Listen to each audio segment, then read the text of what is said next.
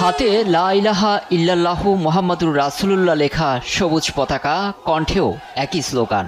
এ দৃশ্য তুরস্কের ইস্তাম্বুলের তাকসিম স্কোয়ারে।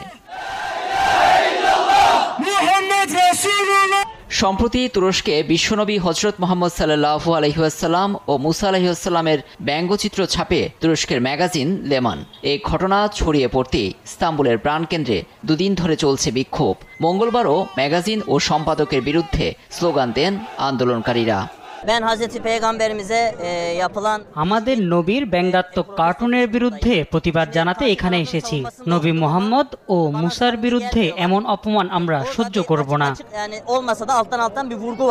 অবশ্য ম্যাগাজিনের সম্পাদক ব্যাখ্যায় দাবি করেছেন, নবীদের নিয়ে উদ্দেশ্যমূলক কিছু ছাপায়নি লেমান ম্যাগাজিন, যদিও তার ব্যাখ্যায় সন্তুষ্ট নয় তুর্কিরা।